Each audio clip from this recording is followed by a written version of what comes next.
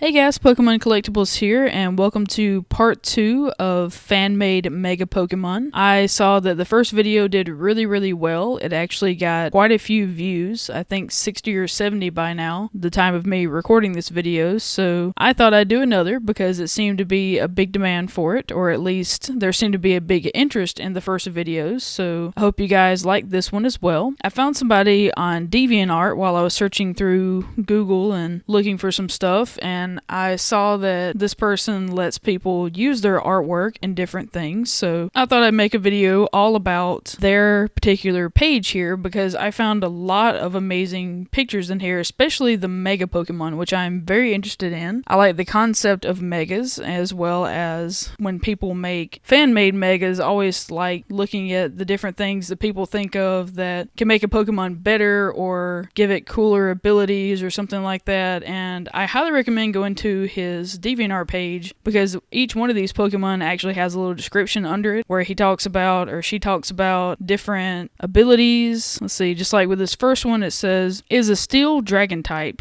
was ground dragon, with the ability levitate, making it weak to fighting type. How is this steel type? You know how sand makes glass, so Flygon lives in the desert. So I added red glasses to his wings, feet, chest, tail, and knees. The glass is also unbreakable. This glass makes him a steel type. So I thought that was really cool. This is about the very first picture you see right here of Mega Flygon, which is simply amazing. I really love this one. It's one of my favorites. I like how each individual picture, which I'm not going to read every little thing that he put on there, so you'll have to go to his DeviantArt page if you want to see that, but they go into a lot of detail though about each individual Pokemon and the different abilities they give it or why they put it a certain way, and it's just really cool. So if you want to know more about them, check it out. If not, I'm just going to show the rest of the pictures, and I might read one or two things if I see something really cool, but other than that, I'm just going to show them off, and I'll leave in the description the DeviantArt page so you guys can go to it, as well as checking out other stuff that this person has done. All really amazing artwork. I like it all a whole lot, and I just wanted to promote this person because I figured as somebody with this good of a drawing ability should be recognized, and we'll start with Flygon here that I've already told y'all about. It's really amazing. I love the wings. I think the wings are what drew me in because they just look so cool, and I like that they have glass on them. That's really neat, actually. I like that. I think Flygon goes really well with that, especially I think they were talking about making glass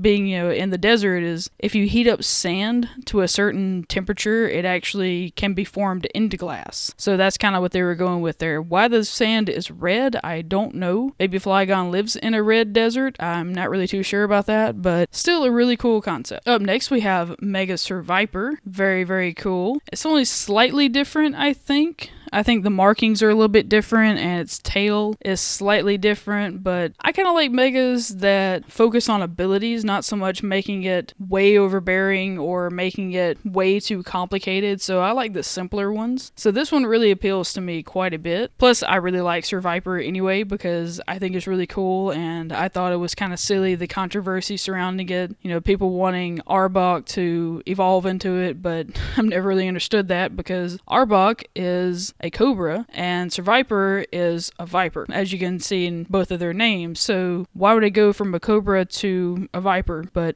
I'm not going to go into a big description about that. It's just, I don't know, that kind of irked me when I found out about it. I thought it was kind of stupid that so many people wanted them to evolve into the other, and just because they're snakes. But anyway, that'd be for another video if I ever want to rant about that. I won't waste you guys' time right now because we're focused on this video, but that's just so stupid. Up next, we have a Mega Ninetales. I love the coloring on this one. I think it's so cool that they made it red or pink or whatever color this is. I'm gonna go with pink because it kind of reminds me of pink. So sorry if it's supposed to be red, but pink and red are kind of close to each other. So I'm sure people have argued, no, that's pink. No, that's red. No, this looks like pink. for centuries now, so however you guys see it, pink or red, is still an amazing mega. I like it very, very much. Not only do I like Ninetales, but I'm interested in having a mega, and I think this would be a very, very good mega for Nine. The next picture we have here is Mega Ho-Oh. It looks a little different. It has different wing patterns. I think it might have an extra wing. I can't really remember actually now looking at this, but I want to say Ho-Oh only had 2 wings. This one has 4, and the coloring is a lot different. I'm sure they focused a lot on the abilities. I'm not actually looking at the DeviantArt page right now to confirm that, but I'm sure the typing might be different, or there might be different abilities that Ho-Oh doesn't actually own, so I'm hoping it's that, but either way, it's still beautifully drawn Ho-Oh. Very, very pretty. Like, all the pictures in this video are really, really beautiful. All of them are. The next picture here is a Mega Infernape. I don't actually like this one too much, and I don't mean the picture in general, I mean the Pokemon. I've never really been a big fan of Infernape, so I don't want to judge this really harshly because it is an amazing picture. I just don't like the Pokemon. So I did put it in here though because it is an amazing drawing, and I do actually like this form of it. The mega that this person drew is really pretty, mostly because I like the blue flames on it. It reminds me of a Mega Charizard X. I like the combination of all the different colors. They don't stand out or anything too much. They go really well together. I actually like blue and red together because they're opposite colors, and I really like this a lot, and I'm not going to judge it harshly because I don't like Infernape. It's just, I really don't like Infernape.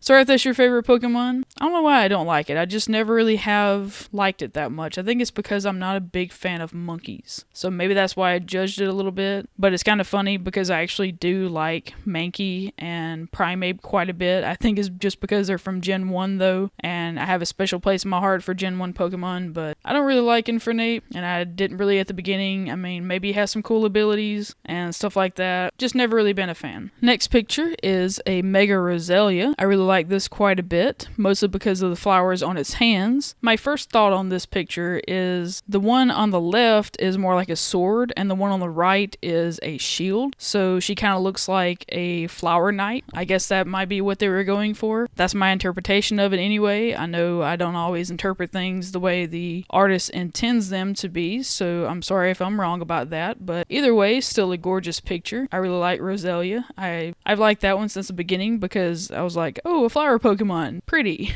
I know, I'm silly. That's probably the woman in me going, oh, flower, cool. I like flower Pokemon, even if it's the worst stat Pokemon and the worst looking Pokemon. Not that this one is, but I just kind of like girly Pokemon every now and then. Maybe that's just me, but a little bit of girly Pokemon every now and then has never harmed anybody, so I'm just gonna leave it at that. Up next, we have a Mega Cacturne. And I don't know why, this picture doesn't remind me of it, but every time I see Cacturne, I always think Digimon. And I'm sure you guys that know about Digimon will remember there is actually a Cactus Digimon too, and it's not even that they're modeled similar. Actually, Cacturne looks nothing like the Digimon. I just can't help but think about it, and I don't know if it's a subconscious thing, like I see it and I just think maybe it's designed sort of like Digimon, or maybe it's just I remember that Digimon really well from the few episodes I've seen of it. I'm not really too sure, but either way, back to this drawing. Now, the artist of this actually put a regular Cacturne up in the top right corner so you can compare the two. There are a lot more spikes on this one, and the hat looks a little different. It seems to have evolved with it, which makes sense because I think the hat is actually part of this Pokemon. So this one looks a lot more deadly though, and a little bit more scary, so I like that quite a bit. It kind of reminds me of a cactus and a scarecrow combo. That's kind of the vibe that I'm getting off of this one, so it's really, really cool. I think it'd be cool to see Cacturne as ghost type. What do you guys think? I think that'd be really cool. Up next, we have one of the Pokemon that I have always struggled to remember how to pronounce because I can't remember if it's Xatu or Zatu, but I think it's Xatu because I think it was Natu and Xatu, right? Or is it Natu and Zatu? I don't remember.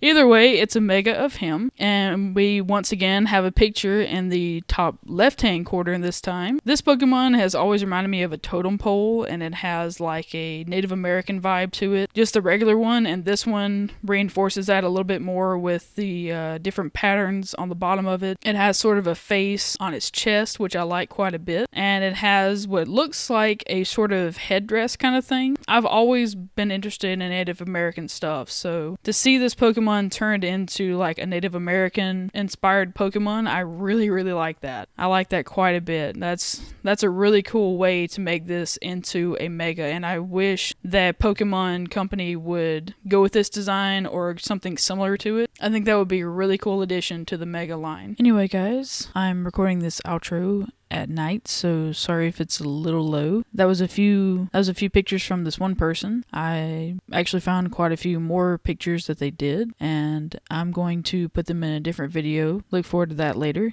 Anyway, thanks for watching and have an awesome day.